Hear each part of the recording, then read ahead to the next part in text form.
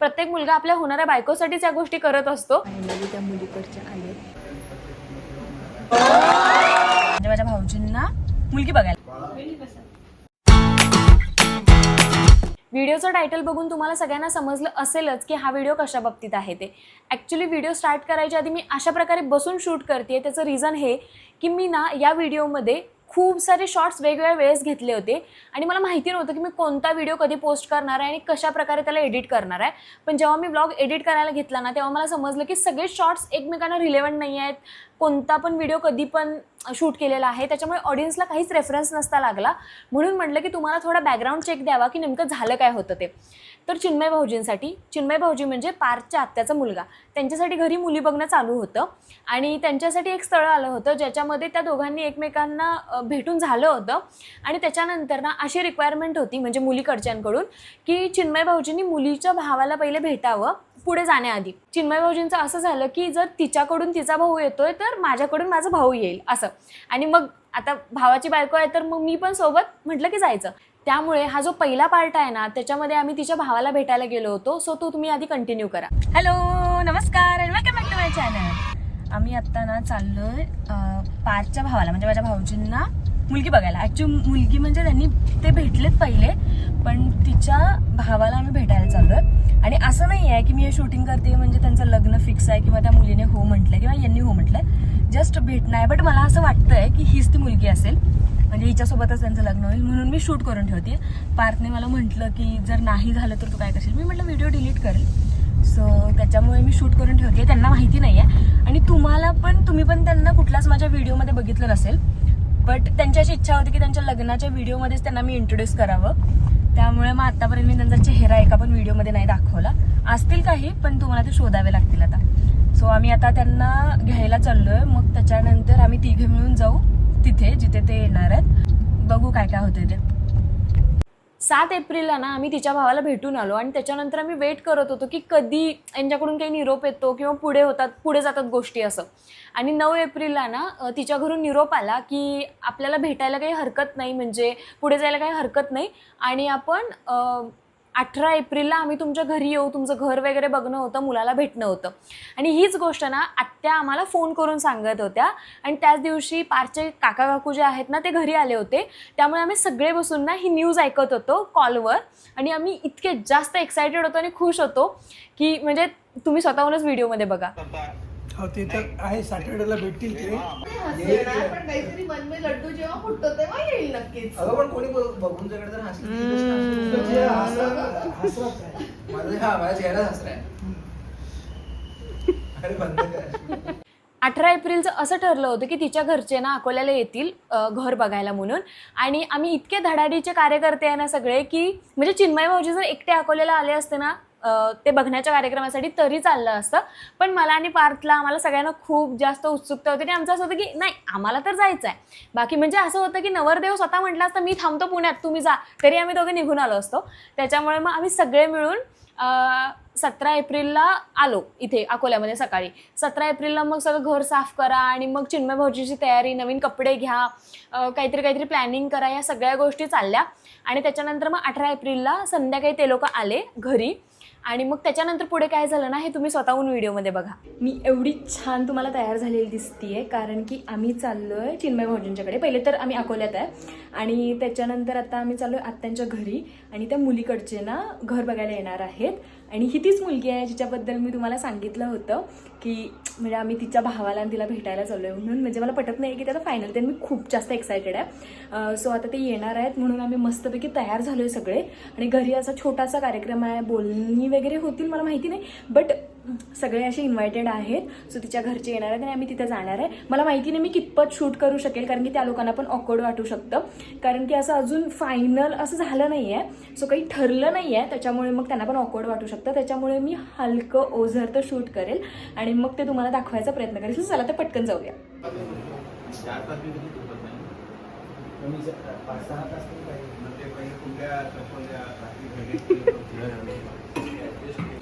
चिन्मय भाऊजी कसं वाटतंय तुम्हाला?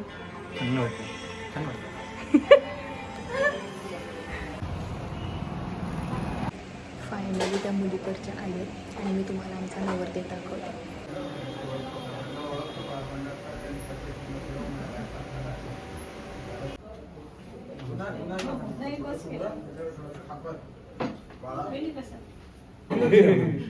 येते तेवढी येते.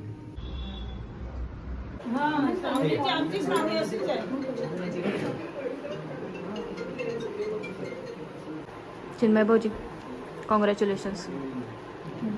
जसं की तुम्ही सगळ्यांनी व्हिडिओज बघितले आणि त्याच्यामध्ये तुम्हाला समजलं असेल की चिन्मय भाऊजींचं लग्न फायनल झालं आहे. आणि माझ्या खूप साऱ्या व्हिडिओजमध्ये ना तुम्ही त्यांना बघितलं नसणार आहे, पण आज मी फायनली त्यांना लाईक लॉन्च केलं आहे. त्याच्यामुळे ना आता मी याच्या पुढे म्हणजे सगळ्या ब्लॉग्समध्ये तुम्हाला कंटिन्यू हे सांगेल की त्यांच्या लग्नाची सगळी प्रोसेस आणि लग्न कसं म्हणजे सगळ्याच गोष्टी, मेहंदी असू दे, हळदी असू दे, एंगेजमेंट असू दे, लग्न असू दे, या सगळ्या गोष्टींच्या बाबतीत ना मी ब्लॉग पोस्ट करेल. सो नक्की त्याला बघा आणि तुम्हाला माझी जाऊ कशी वाटली हे नक्की कमेंटमध्ये सांगा. आणि आता मग ते सगळे माझा नवरा म्हणजे पार्थ वगैरे सगळे खाली त्यांना सोडायला गेलेत. आता ते निघालेत घरी जाण्यासाठी आणि चांगलं मस्तपैकी तिला औक्षण वगैरे केलं, तिच्यासाठी बुके आणला होता तो दिला, पेढे आणले होते ते दिले. आमच्या मनात असा डाऊट होता की यार हे बुके वगैरे बाहेर निघतो का नाही, कारण की असं तुम्हाला सांगितलं ना मी की कन्फर्म नव्हतं अजून, बट ठरलं असं फायनल नव्हतं, होकार यायचा होता त्यांच्याकडून. त्याच्यामुळे असं होतं की ते जेव्हा हो बोलतील तेव्हा माझे बुके आणि पेढे बाहेर काढायचे. आणि फायनली सगळं झालं आणि त्याच्यामुळे मग आम्ही पेढे आणि बुके बाहेर काढले, फोटोज काढले त्या दोघांचे मस्तपैकी. तिला औक्षण केलं, तिच्या आईने चिन्मय भाऊजींना औक्षण केलं, त्याच्यानंतर मग तिला ड्रेस दिला, आत्याने आणला होता तो. आणि या सगळ्या गोष्टी केल्या इतकं भारी, म्हणजे मला असं वाटतं की चिन्मय भाऊजींच्यापेक्षा मी जास्त एक्सायटेड आहे, कारण की मी पहिल्यांदा कोणाचं तरी लग्न असं अटेंड करते. म्हणजे माझ्या मामाचं वगैरे केलं पण तेव्हा मी 5 वर्षाचे होते, त्यामुळे मला लग्नासाठी म्हणजे स्वतःचं पण लग्न मी अटेंड केलं, पण अशी मज्जा नाही करता येत जी लाईक दुसऱ्यांच्या लग्नात करता येते.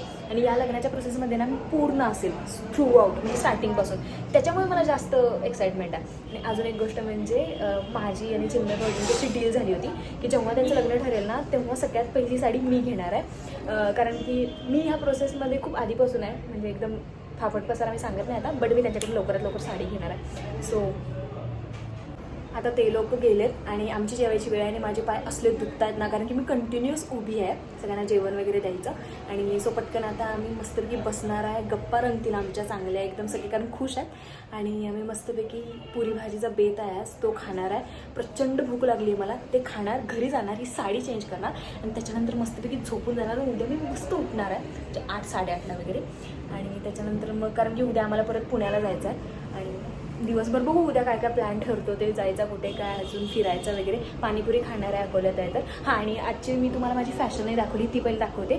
मी साडी नेसली, ही साडी तुम्ही कदाचित माझ्या आधीच्या ब्लॉगमध्ये बघितली असेल, बट ठीक आहे तरी पण मी तुम्हाला दाखवते, एकच मिनिट. सो ही माझी आजची फॅशन आहे आणि अशा प्रकारे मी साडी नेसली. आणि आता मला ना साडी नेसायला जास्त वेळ नाही लागत. आणि ही साडी मी कशा प्रकारे नेसली मला कमेंटमध्ये नक्की सांगा.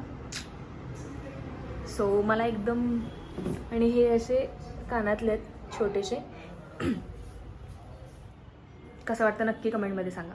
आणि मला एकदम भारी वाटत होतं कारण की मी घरातली मोठी सून आहे आणि सगळे अशी ओळख करून देत होते की ही आमची सून आहे, ही आमची सून आहे.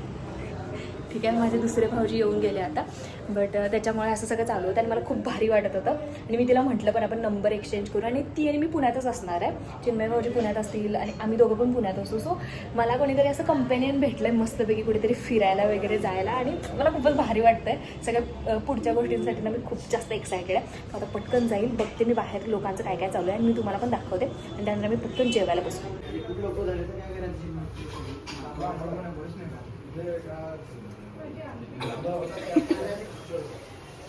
कॉंग्रॅच्युलेशन्स केलं का हो तुम्ही चिन्मय भाऊजींना?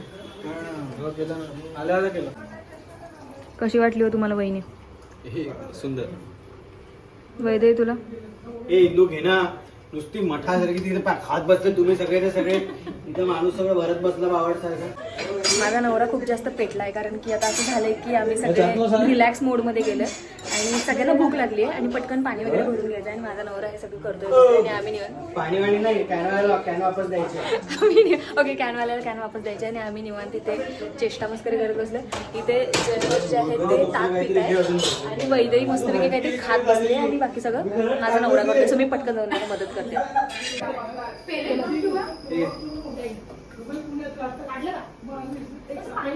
असू दे, काही नाही, देऊन देतो पटकन दे. चिन्मय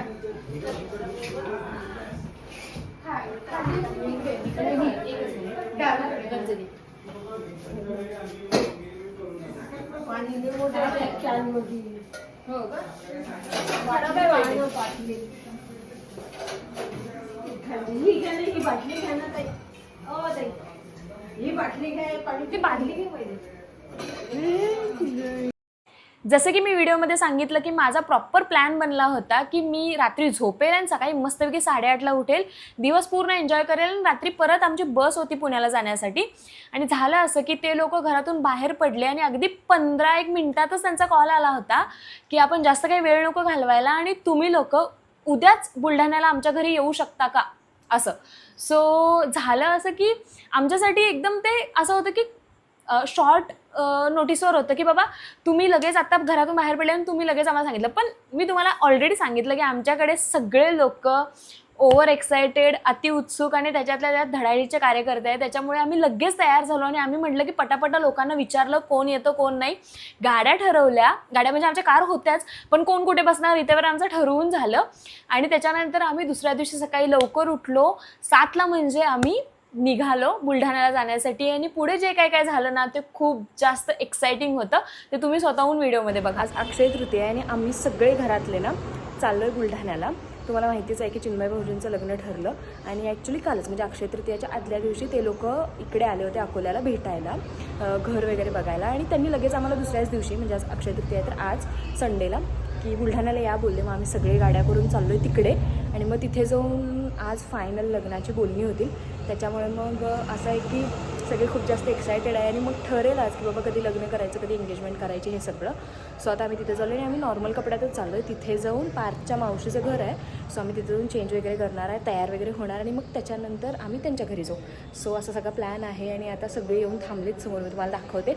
आणि आम्ही पटकन आता निघू तिकडे जाण्यासाठी आणि मध्ये वाटेतच नाश्ता वगैरे करून घेऊ आणि त्याच्यानंतर मग त्यांच्याकडे जेवायलाच आम्हाला इन्व्हाइट केलं. चला तर मग मी तुम्हाला पण घेऊन चालते.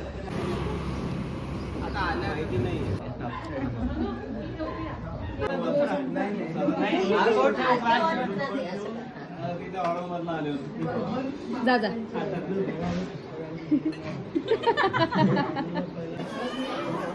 ते दिवसापासून पूर्ण करतो. तुला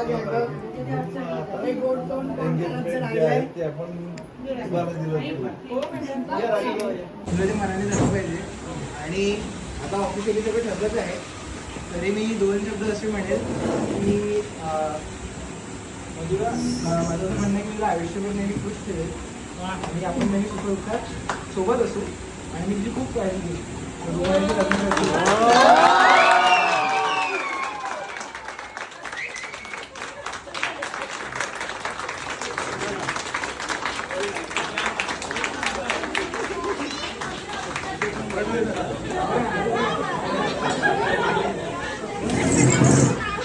फायनली चिन्मय भाऊजींचं लग्न ठरलं आणि असं ठरलं की एका आठवड्यातच त्या दोघांची एंगेजमेंट होईल. म्हणजे 19 एप्रिलला आम्ही बुलढाण्याला गेलो होतो आणि असं ठरलं की 26 एप्रिलला म्हणजे त्या दोघांची एंगेजमेंट असेल. आम्ही इतके खुश होतो ना सगळे, म्हणजे मी तुम्हाला ते एक्सप्रेस नाही करू शकत. बट त्या दिवशी सगळे इमोशनल पण झाले होते, खुश पण होते. म्हणजे आम्हाला कुठल्या गोष्टीचा कुठलाच थांगपत्ता नव्हता. आम्हाला रिंग्सचं माहिती नव्हतं, आम्हाला त्या दोघांच्या कपड्यांचं माहिती नव्हतं, आम्हाला आमच्या स्वतःच्या शॉपिंगचं माहिती नव्हतं, कधी कसं काय होणार आहे सगळं. तरी पण आम्हाला एवढं माहिती होतं की सगळं चांगलं चालू आहे, चिन्मय भाऊजी खुश आहेत, मधुरा खुश आहे आणि आम्हाला तेच खूप जास्त भारी वाटत होतं. आणि बाकी सगळ्या गोष्टी तर असं म्हटलं की मॅनेज होऊन जातील, करू आपण असं. आणि त्या दिवशी चिन्मय भाऊजी तर इतके खुश होते ना, आणि त्यांना त्या दिवशी मी इतक्या सगळ्या गोष्टी करताना बघितल्या ज्या त्यांनी आजपर्यंत कधीच केल्या नाहीत. म्हणजे तो त्यांचा स्वभावच नाही आहे. हां, मी मान्य करते की प्रत्येक मुलगा आपल्या होणाऱ्या बायकोसाठीच या गोष्टी करत असतो, पण तरी पण चिन्मय भाऊजी असे आहेत की ते खूप जास्त विचार करून गोष्टी करतात. पण त्या दिवशी त्यांना मी चेंज झालेलं बघितलं. झालं असं होतं की त्यांची इच्छा होती की मधुराला त्यांनी स्वतःहून लग्नासाठी विचारायचं, कारण की घरच्यांनी तर लग्न ठरवलं आहे, बट एक असतं ना की तरी पण विचारायचं आहे असं. तर आम्ही बुलढाण्यामध्ये ना भर दुपारी 2-3च्या दरम्यान आम्ही फुलं शोधत होतो, गुलाबाची बुके बनवण्यासाठी. त्यांना विचारायचं होतं तिला म्हणून. आणि इतकं फिरलो आम्हाला कुठेच फुलं मिळत नव्हती. फायनली आम्ही इकडे तिकडे विचारून वगैरे एका ठिकाणी जाऊन फुले घेतली. तिथे पण मला वाटतं बुके असा रेडी नव्हता, आम्ही बनवून घेतला पटपट. आणि मग त्याच्यानंतर सगळ्यांसमोर चिन्मय भाऊजींनी तिला प्रपोज केलं आणि त्यावेळी जो मला बघून एकदम भारी वाटलं ना, आनंद झाला. आणि मला ना आमचे दिवस आठवत होते, माझे आणि पार्थचे. आम्ही पण इतके म्हणजे असं स्वतःला स्पेशल फील होत होतं ज्यावेळी आमची एंगेजमेंट ठरली होती, झाली होती, नंतर लग्न झालं. ते जे दिवस होते ना ते सगळे मला आठवत होते त्या दोघांना बघून. आणि ते दोघं पण त्यांच्या लाईफचा सगळ्यात प्रीमियम जो वेळ आहे ना तो आता जगतील. आणि खूपच भारी वाटत होतं की त्यांची एंगेजमेंट ठरली. आणि आता आमच्यासमोर मेन प्रश्न होता तयारीचा, कारण की त्या दिवशी आम्हाला परत पुण्याला निघायचं होतं. बुलढाण्यावरून आम्ही अकोल्याला आलो आणि अकोल्यावरूनच आमची बस होती. आणि मग पुण्यात जाऊन जी काही शॉपिंग करायची होती ती करायची होती. सो असंच कंटिन्यू राहा. आय होप की आजचा हा व्लॉग तुम्हाला आवडला असेल आणि तुम्हाला सगळ्यात जास्त कोणता पार्ट आवडला ना हे कमेंटमध्ये नक्की सांगा. भेटू पुढच्या व्लॉगमध्ये. Bye bye.